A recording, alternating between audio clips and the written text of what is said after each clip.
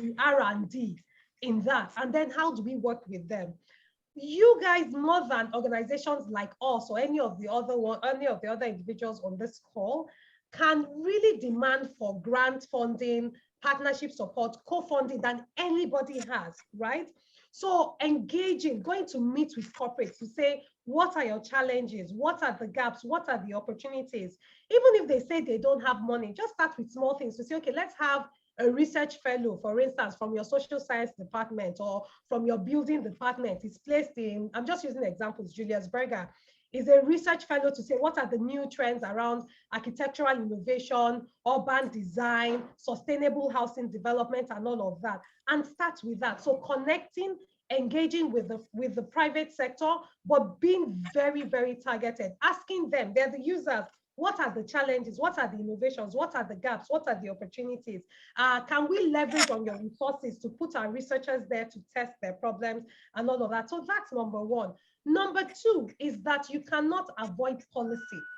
You cannot avoid and step back from policy innovation. So whether policies at the state level or the federal levels, you really need to be there. Because even if you think of getting IP and all the other barriers to even getting your innovations to the market, it really requires strong stakeholder relationships, strong engagement, and all of that. And then sharing thought leadership, which is what a tertiary institution should do. So as your innovators are working, let them share the initial findings. It can be 1, 2, 3 policy briefs, but just to say, you know what, we have this idea. So, because that's also how you attract money. They don't have to wait for a perfect product to be launched and to be tested as an MVP, but put together 2 to 3 page or a pitch deck. Learn from all these fintechs, put it down and say, this is something we're working on. This is an idea that we're testing. Perhaps this can work. That's exchange of ideas. Again, this conversation would really help with that. But those are my sort of like top 2 or 3 areas that I would suggest for this work. Okay, thank you. The last question that we are going to take is for Mr. Bada. And it says, I think this is from a student, I get great recommendations by my readers, and if I must say, I am indeed a gifted writer, fiction and non-fiction books. Apart from story blogging, how do I get my work out there to my targeted audience? Oh, well, I think that the biggest opportunity of the last decade for creatives is the opening up of the, all right, is the opening up of the direct to consumer route, as I would call it, where now creators are, publishers themselves.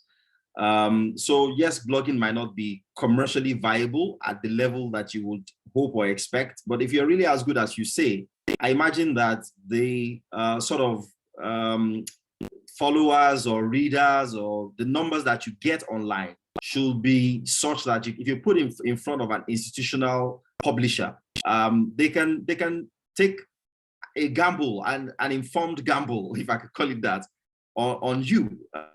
So I think that what you've got is a currency. If your writing is great, you should have numbers of average readers per week or per day and all that you can put in front of institutional publishers who are looking for great stuff to publish, and you can have a conversation from there. But I think that globally, whether it's music, whether it's comedy or whatever kind of content, just the fact that people can directly monetize, it's direct consumer now from creators. That's the most important shift.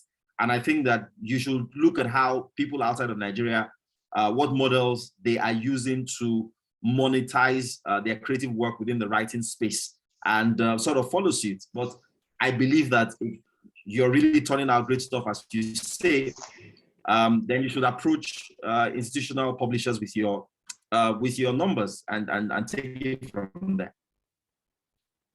Thank you, Mr. Bada. Unfortunately, we can't take more questions because of our time is fast spent. I don't know if Professor Asenua is still on the call. If she can give us the vote of thanks. Professor Asenua. Okay. Yes, I am still on the call, and I can only just say thank you. because I see that from the start, I think when we started, when I was speaking, we had about 60 something participants, but now we're closing with about 182. I listened to all the questions that were raised, and I have to say that we have really achieved what it is that we set out to. We have opened the door of communication, and we can only, I saw the chat box, and many people have found this most helpful, and I hope that when we call on our friends and partners, as we plan to take this forward, you will all be, you'll be willing to work with us. I want to say very big thank you to Mr. Eniojo, to Ms. Adeyemi, to Mr. Bada, and Mr. Badamosi. Of course, I want to commend the effort of the Innovation Office, Dr. Patrick, Dr. Benga Ilori, all under the leadership of Professor Obo. Thank you so very much. I look forward to all of this translating to significant change, not just for University of Lagos, but actually for the whole of the development sector in Nigeria. Thank you so very much. Thank you, Professor Asenua. Before we end the meeting, I would like to say there's a poll going on. Just need your feedback to be able to serve you better. And in closing, I'd like to tell you that we have future programs coming up. One of which is a program, because in the ITMO, we offer IP services not only for members of the university community, but we also offer to the public at very reduced price.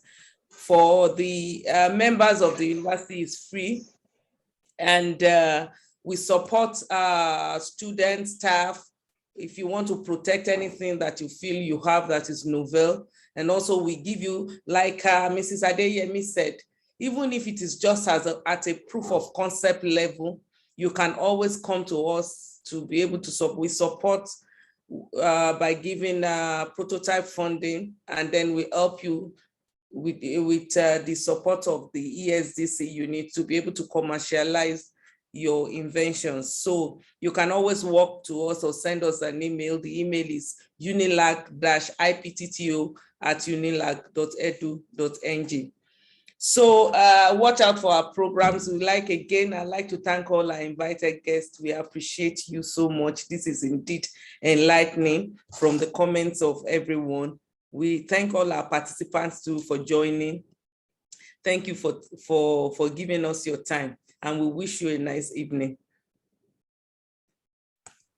Thank you very much for having us. Thank you very much. Thank you for the opportunity. Bye for now. Bye-bye.